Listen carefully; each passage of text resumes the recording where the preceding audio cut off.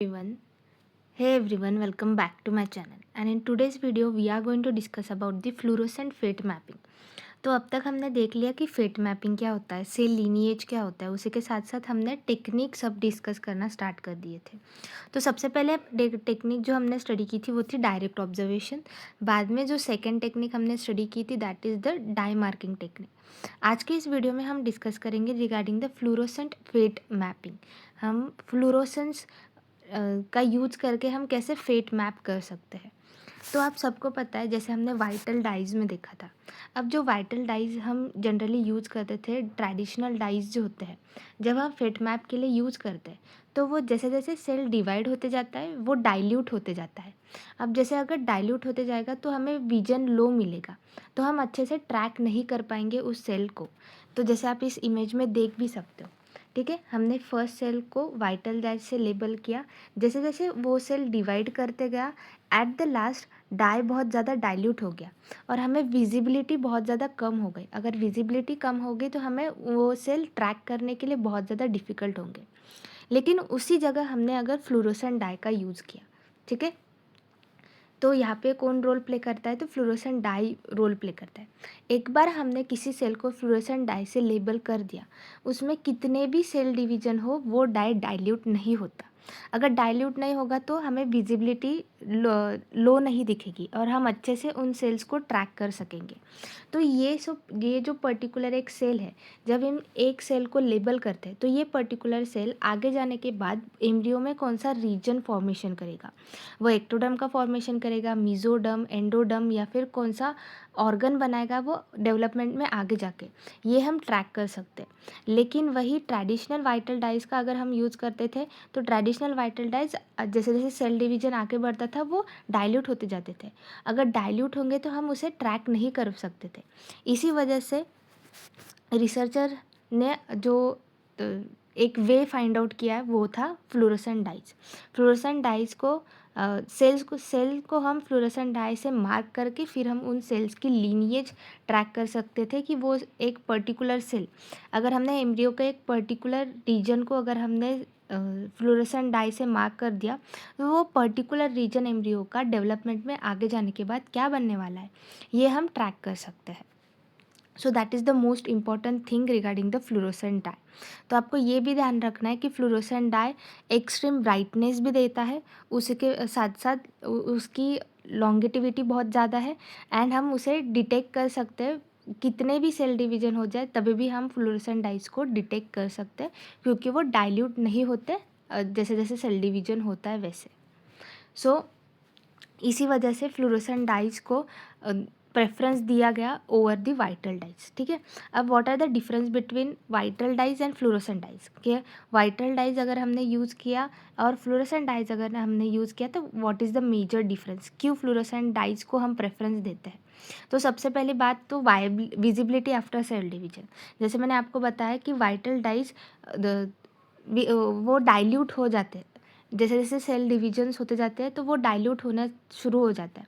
अगर वो डाइल्यूट होंगे तो हमें ट्रैक करना बहुत ज़्यादा डिफिकल्ट होगा।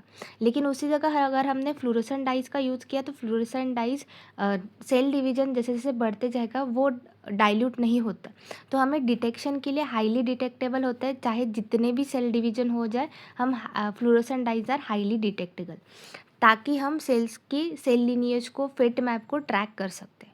उसी के साथ साथ लाइफ स्पैन, वाइटल डाइज का लाइफ स्पैन बहुत ज़्यादा कम होता है, शॉर्ट होता है, लेकिन fluorescent dyes are long lasting. उसी के साथ साथ सिग्नल स्ट्रेंथ, वाइटल डाइज हमें low to moderate signals provide करता है, लेकिन fluorescent dyes extremely bright signals का हमें प्रोवाइड करते हैं।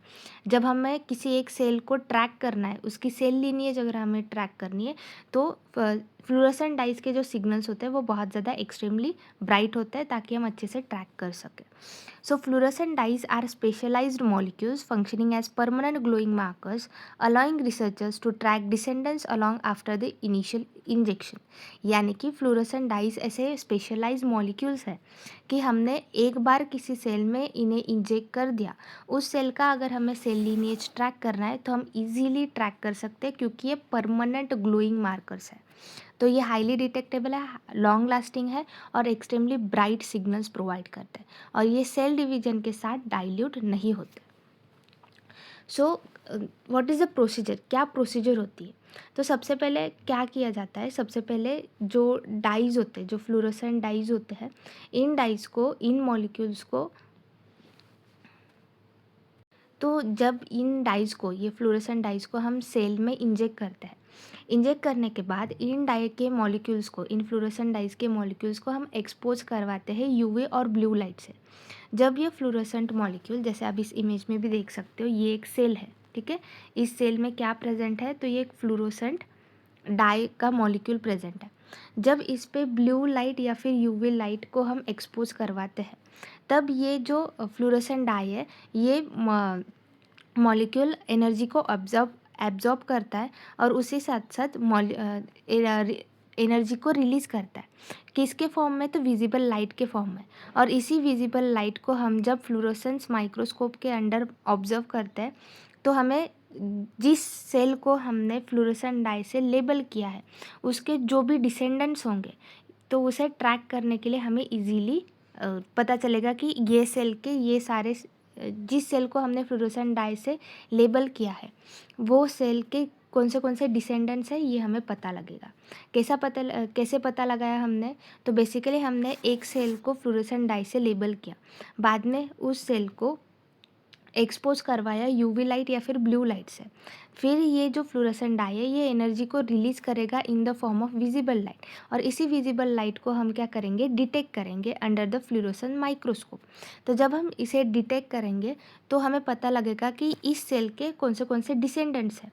तो ये जो सेल है एम्ब्रियो में, ये जो एक पर्टिकुलर सेल है, इस पर्टिकुलर सेल को जिससे हमने फ्लोरोसेंट डाई से लेबल किया है, ये डेवलपमेंट में आगे जाने के बाद क्या बनेगी, ये हम अच्छी तरीके से ट्रैक कर सकते हैं, ठीक है। सो कौन से फ्लोरोसेंट डाइज होते हैं जो जनरली यूज़ किए जाते हैं फॉर द फेट मैपिंग? सबसे पहला है फ्लोरोसिन, जिसे हम कहते हैं FITC। ये बहुत ज़्यादा हाईली सेंसिटिव होता है and single label high contrast mapping. किसके लिए यूज़ होता है, तो सिंगल लेबल, यानी कि अकेले ही इस डाई का हम यूज़ कर सकते हैं फॉर द लेबलिंग। बाद में आता है रोडोमाइन। रोडोमाइन एक ऐसा फ्लोरोसेंट डाई है जो हम पेयर अप कर सकते हैं दूसरे फ्लोरोसेंट डाई से, इसीलिए हम इसे कहते हैं frequently paired with FITC for dual labelling. अगर हमें डुअल लेबलिंग करना है, रोडामाइन रेड कलर दिखाता है और फ्लोरोसिन ग्रीन कलर, अगर हमें डुअल लेबलिंग करना है, दो अलग अलग सेल्स को अगर हमें एक साथ लेबल करना है, तो हम रोडामाइन और फ्लोरोसेंस दोनों का ही यूज़ कर सकते हैं एट अ टाइम, दो सेल्स को लेबल करने के लिए। थर्ड इज़ डेक्स्ट्रन कॉन्जुगेट्स, यानी कि हम क्या करते हैं, जो डाइज होते हैं, फ्लोरोसेंट डाइज होते हैं, इन डाइज को हम डेक्स्ट्रन के साथ कॉन्जुगेट कर लेते हैं। क्यों करते हैं, ताकि जो फ्लोरोसेंट डाई है, वो dye between the cell leak ना हो, यानी कि जिस सेल को हमने लेबल करके रखा है, उस सेल से वो डाई दूसरे सेल में ना जाए। सेल डिवीजन से वो आगे वाले सेल्स में जा सकता है, लेकिन अगर सेल डिवीजन वहाँ पे नहीं हो रहा है और उसी के साथ साथ वो फ्लोरोसेंट डाई दूसरे सेल में ना जाए, इसी वजह से हम फ्लोरोसेंट डाई को कॉन्जुगेट करते हैं डेक्स्ट्रन के साथ, ताकि उनकी मॉलिक्यूलर साइज़ इंक्रीज़ हो जाए। जैसे आप इस फोटो में देख सकते हो, अगर हमने फ्लोरोसेंट डाइज को ले कॉन्जुगेट नहीं किया डेक्स्ट्रन के साथ, तो वो नेबरिंग सेल में जा सकता है बाय गैप जंक्शंस। जो गैप जंक्शंस होते हैं दोनों सेल्स में, उस गैप जंक्शन का यूज़ करके ये फ्लोरोसेंट डाई दूसरे नेबरिंग सेल में जा सकते हैं। अभी इन सेल्स में सेल डिवीजन नहीं हुआ है। अगर सेल डिवीजन होकर अगर वो फ्लोरोसेंट डाई सेल डिवीजन से अगर आगे बढ़ रहा है तो ठीक है, लेकिन अगर वो फ्लोरोसेंट डाई सेल डिवीजन से आगे नहीं बढ़ रहा है, बल्कि वो नेबरिंग सेल में अगर जा रहा है बाय यूजिंग गैप जंक्शन, तो वो अच्छा नहीं है। दैट शुड नॉट हैपन, ताकि क्योंकि हमें एक ही सेल के सेल डिसेंडेंट्स को ट्रैक करना है, दूसरे सेल के सेल डिसेंडेंट्स को हमें ट्रैक नहीं करना है, तो ये नहीं होना चाहिए। इसी वजह से हम फ्लोरोसेंट डाई को किससे कॉन्जुगेट करते हैं, तो डेक्स्ट्रन से कॉन्जुगेट करते हैं। अब जब हम फ्लोरोसेंट डाई को डेक्स्ट्रन से कॉन्जुगेट करेंगे, तो वो एक मैसिव पॉलीमर मॉलिक्यूल बनेगा। अगर वो ऐसा large size massive polymer molecule बनेगा तो वो गैप जंक्शन से दूसरे नेबरिंग सेल्स में एंटर नहीं हो पाएगा। इसी वजह से हम फ्लोरोसेंट डाइज को क्या करते हैं, फ्लोरोसेंट डाइज को कॉन्जुगेट करते हैं डेक्स्ट्रन के साथ, ताकि हम प्रिवेंट कर सके सेलुलर लीकेज, ताकि फ्लोरोसेंट डाइज दूसरे नेबरिंग सेल्स में जा नहीं सके। इसी वजह से हम फ्लोरोसेंट डाइज को डेक्स्ट्रन के साथ क्या करते हैं, कॉन्जुगेट करते हैं।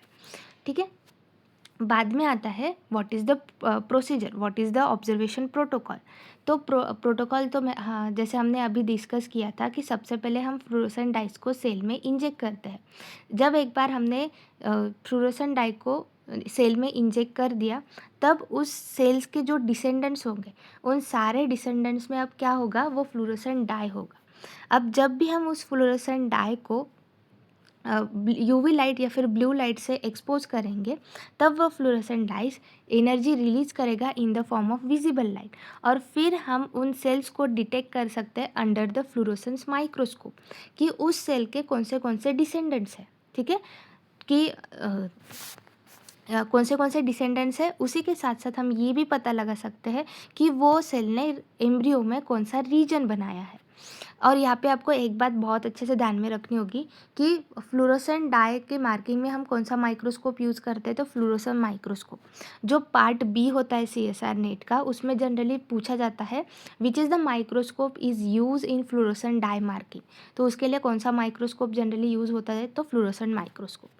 सो अगर हमने सेल डिसेंडेंट्स पता लगाने हैं तो हम इस तरीके से हम उस सेल की, यानी कि ये जो सिंगल सेल है, हमने सिंगल सेल को ही लेबल किया, उसके ये सारे सेल डिसेंडेंट्स हैं। ठीक है, जब हम एक सेल को लेबल करते हैं और उस सेल के जो सेल डिसेंडेंट्स हैं उन्हें अगर हमें पता लगाना है, तो उसके लिए हम यूज़ करते हैं द फ्लोरोसेंट डाई मार्किंग। और ठीक है, सो जब हम एक ये जो फ़ोटो है उसमें भी यही दिखाया है कि जब हम एक सेल को लेबल करते हैं बाय यूजिंग फ्लोरोसेंट डाई, जब वो डिवाइड करते जाएगा, यानी कि इस सेल के जो भी सेल डिसेंडेंट्स हो गए, सेल डिवीजन होते जाएगा और एक पर्टिकुलर रीजन वो बनाएगा एम्ब्रियो में। तो इसी पूरे सेल लिनिएज को, पूरे फेट मैप को हम ट्रैक कर सकते हैं by using fluorescent dye marking. ठीक है, अब what are the strengths and constraints regarding the fluorescent dye marking. तो सबसे पहले स्ट्रेंथ्स क्या होते हैं, एक्सट्रीमली सेंसिटिव एंड ब्राइट होते हैं, विजिबल, हाईली विजिबल होते हैं, उसी के साथ साथ बायोलॉजिकली नॉन टॉक्सिक होते हैं फ्लोरोसेंट डाइज, और एक सिंगल सेल के सेल लिनिएज को हम अच्छे से ट्रैक कर सकते हैं। और ये जो फ्लोरोसेंट डाइज होते हैं ये डाइल्यूट नहीं होते। These are the strengths of fluorescent dyes. इसलिए हम वाइटल डाइज के ऊपर फ्लोरोसेंट डाइज का यूज़ करते हैं, क्योंकि फ्लोरोसेंट डाइज जो होते हैं वो डाइल्यूट नहीं हो जाते जैसे जैसे सेल डिवीजन आगे बढ़ता है। अब क्या उसके कंस्टेंट्स है, ठीक है। फर्स्टली जो फ्लोरोसेंट डाइज होते हैं वो बहुत ज़्यादा हाईली एक्सपेंसिव होते हैं, और इन्हें ऑब्जर्व करने के लिए हमें स्पेशलाइज माइक्रोस्कोप ही यूज़ करना पड़ता है, जो कि होता है फ्लोरोसेंस माइक्रोस्कोप। अगर ये लाइट के एक्सपोजर में बहुत देर तक रहे, जो फ्लोरोसेंट डाइज होते हैं अगर वो लाइट के एक्सपोजर में बहुत देर तक रहे, तो वो उनमें फ़ोटो ब्लीचिंग हो सकता है।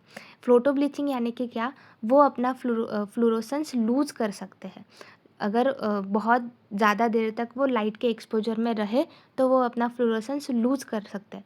अगर उनका फ्लोरोसेंस लो हो गया तो हम सेल लिनिएज को ट्रैक ही नहीं कर पाएंगे। So this is the one of the constraint of using fluorescent dye marking. उसी के साथ साथ वो बहुत ज़्यादा कॉस्टली भी होते हैं, एक्सपेंसिव भी होते हैं as compare to the vital dyes. तो these are the strengths and constraints of fluorescent dyes. अब जैसे मैंने आपको बताया कि रोडामाइन जो एक फ्लोरोसेंट डाई है वो हम यूज़ कर सकते हैं फ्लोरोसिन के साथ, यानी कि हम 2 डाइज यूज़ कर सकते हैं एट अ टाइम। तो यहाँ पे इस इमेज में भी आप देख सकते हो, एक सेल को हमने लेबल किया ग्रीन यानी कि फ्लोरोसेंट डाई से, और दूसरे सेल को हमने लेबल किया रोडामाइन से, जो दिखाता है रेड फ्लोरोसेंस, और फ्लोरोसिन दिखाता है ग्रीन फ्लोरोसेंस। तो एट अ टाइम हमने 2 सेल के सेल लिनिएज को हम क्या कर सकते हैं, ट्रैक कर सकते हैं। उसी को हम कहते हैं dual labelling, dual labelling track, यानी कि हम at a time 2 different fluorescent dyes का यूज़ कर सकते हैं for the tracking of two different cell lineage. अगर हमें 2 डिफरेंट सेल लीनिएज को ट्रैक करना है तो हम 2 डिफरेंट फ्लोरेसेंट डाइस का यूज़ कर सकते हैं। ठीक है। सो जैसे आप इसमें भी देख सकते हो, हमने एक सेल को लेबल किया ग्रीन यानी कि फ्लोरोसेंट डाई से, दूसरे सेल को हमने लेबल किया रोडामाइन जो दिखाता है रेड कलर। जैसे जैसे हम सेल डिवीजन होते जाएगा उस सेल के सेल डिसेंडेंट्स हम देखते जाएंगे तो हमें 2 डिसेंडेंट्स मिलेंगे, एक ग्रीन कलर और दूसरा रेड कलर। फिर हम पता लगा सकते हैं कि ये पर्टिकुलर सेल आगे जाके डेवलपमेंट में उन्हें एम्ब्रियो में क्या फेट बनाया है, और इस रेड कलर जिस सेल को हमने रेड फ्लोरोसेंट डाई से लेबल किया है वो आगे जाने के बाद एम्ब्रियो में क्या बनाएगा, उसका फेट क्या होगा, या फिर इस सेल के जो भी सेल डिसेंडेंट्स है वो भी हम पता लगा सकते हैं by using fluorescent die. So that is all about fluorescent dye marking. If you have any doubt, do let me know in the comment section down below. Thank you.